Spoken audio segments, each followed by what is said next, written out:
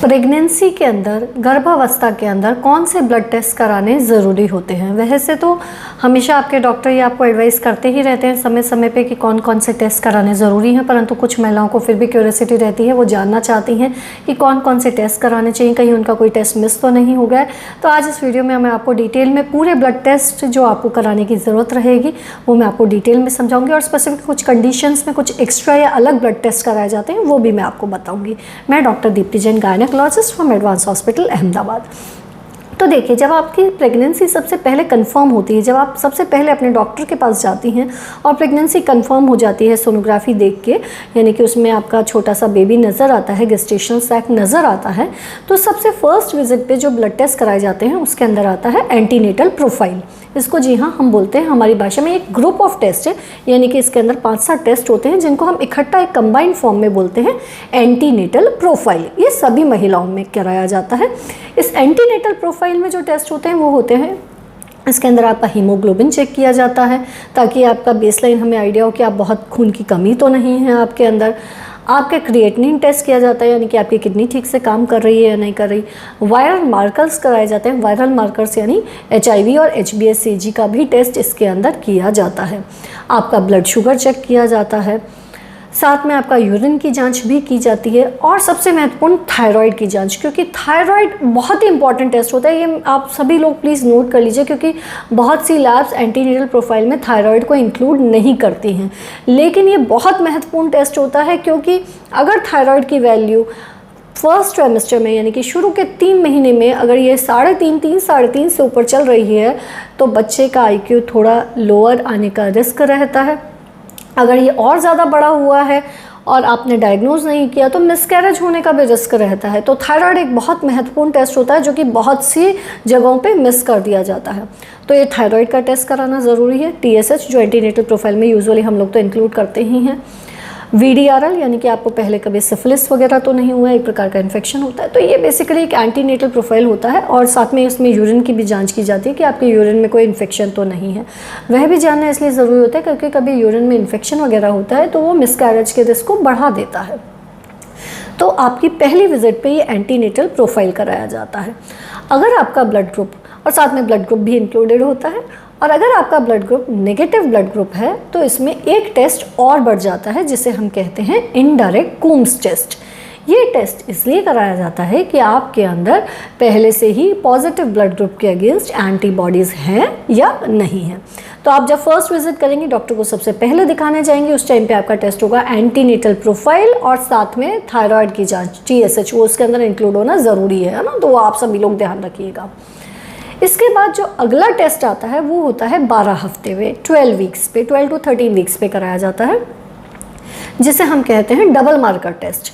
ये जो double marker test होता है यह आपके बच्चे के अंदर डाउन सिंड्रोम का रिस्क तो नहीं है, यानी कि एक इस प्रकार की कंडीशन जिसमें कि बच्चे के अंदर जन्मजात मेंटल रिटार्डेशन या मानसिक विकृति जैसा होता है, तो वह रिस्क तो नहीं है, उसके लिए किया जाता है डाउन सिंड्रोम के लिए किया जाता है। इसका नाम होता है डबल मार्कर टेस्ट या फिर ड्यूअल मार्कर टेस्ट के नाम से इसे जाना जाता है। ये टेस्ट यूजुअली आपकी सोनोग्राफी के साथ कंबाइन किया जाता है। जो सोनोग्राफी होती है उसको हम एंटी स्कैन कहते हैं। उसके बाद यूजुअली ये डबल मार्कर टेस्ट कराया जाता है। अगर इसके अंदर कोई तकलीफ़ आती है, यानी कि किसी प्रकार का कोई डाउट निकल के आता है, तो आगे उसको कंफर्म करने के लिए 2-3 तरह के टेस्ट होते हैं। एक जो ब्लड टेस्ट ही होता है वो होता है NIPT यानी नॉन इन्वेजिव प्रेगनेंसी टेस्ट।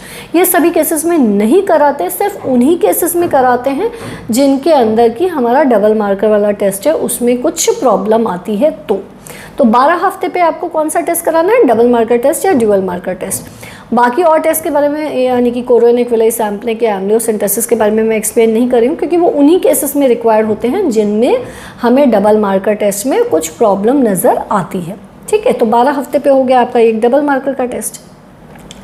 उसके बाद जब 24 to 26 वीक्स होते हैं, 24 से 26 हफ्ते पे किया जाता है जो टेस्ट, वो होता है हीमोग्लोबिन का, यानी कि CBC कराते हैं, और साथ में कराया जाता है ग्लूकोज टॉलरेंस टेस्ट। यानी जिसमें कि आपको भूखे पेट आपका ब्लड शुगर चेक करते हैं और फिर कुछ जगहों पे 1 घंटे बाद और फिर 2 घंटे बाद सैंपल लिया जाता है 75 ग्राम ग्लूकोज पिला के, और कुछ लोग फास्टिंग के साथ सिर्फ PPBS कर देते हैं। अगर बहुत हाई रिस्क है आपके अंदर शुगर लेवल्स बड़े होने का, तो पूरा ग्लूकोज टॉलरेंस टेस्ट किया जाता है, जिसमें कि भूखे पेट आपका सैंपल लेते हैं, फिर 75 ग्राम ग्लूकोज पिलाते हैं, फिर 1 घंटे बाद टेस्ट करते हैं और फिर 2 घंटे बाद टेस्ट करते हैं। और दूसरा जो प्रकार से किया जा सकता है वो होता है कि सिर्फ भूखे पेट सैंपल लिया जाए, जैसे फास्टिंग ब्लड शुगर कहते हैं। आपने पूरा खाना खा लिया, 75 ग्राम ग्लूकोज पी लिया और उसके 2 घंटे बाद कराने वाला टेस्ट। तो 24 से 26 हफ्ते पे जो आपके 2 टेस्ट होंगे वो होगा, एक तो हीमोग्लोबिन का CBC और दूसरा होगा ग्लूकोज टॉलरेंस टेस्ट। ठीक है। अगर आपको पहले से थायराइड की आपकी दवाई चल रही है तो साथ में ये थायराइड वाला टेस्ट भी हर 2-2 महीने पे रिपीट किया जाता है, यानी TSH को भी हम रिपीट करते रहते हैं। अगर आपका इंडायरेक्ट कुम्स टेस्ट यानी कि आपका ब्लड ग्रुप नेगेटिव है और इंडायरेक्ट कुम्स टेस्ट कभी भी पॉजिटिव आया है तो उसको भी हमें सीरियली मॉनिटर करने की ज़रूरत रहती है। तो ये 24 से 26 हफ्ते पे तो हमने करा लिया आपका CBC और GTT। अब आता है 32 to 36 वीक्स पे वापस हम ये CBC रिपीट करते हैं, आपका हीमोग्लोबिन का टेस्ट रिपीट करते हैं और एक बार अगर ज़रूरत लगती है तो शुगर भी रिपीट कर लेते हैं। क्यों हम इसे 32 वीक्स में रिपीट करते हैं? क्योंकि प्रेगनेंसी के अंदर फिजियोलॉजिकल हीमोडाइल्यूशन होता है, यानी कि समय के साथ ऑटोमेटिकली हीमोग्लोबिन कम होने की टेंडेंसी होती है। ऑल्दो हम ऑलरेडी आपको आयरन की दवाई दे रहे होते हैं, परंतु फिर भी कुछ महिलाओं में ज़्यादा हीमोग्लोबिन नीचे आ जाता है, तो फिर हमें या तो आयरन की डोज बढ़ाने की ज़रूरत पड़ती है या फिर आयरन के इंजेक्शन देने पड़ते हैं। इसलिए हम 32 to 36 वीक्स के बीच में वापस से आपका हीमोग्लोबिन और शुगर टेस्ट अगर ज़रूरत लगती है तो करते हैं। अगर किसी की कोई स्पेसिफिक कंडीशन है, जैसे कि आप कंप्लेन कर रही हैं कि शरीर में खुजली बहुत हो रही है, स्पेसिफिकली अगर आपके 7 महीने हो चुके हैं और उसके बाद आप फिर बहुत ज़्यादा शरीर में खुजली की कंप्लेन कर रही हैं, तो आपका लिवर फंक्शन टेस्ट यानी कि LFT कराया जाता है।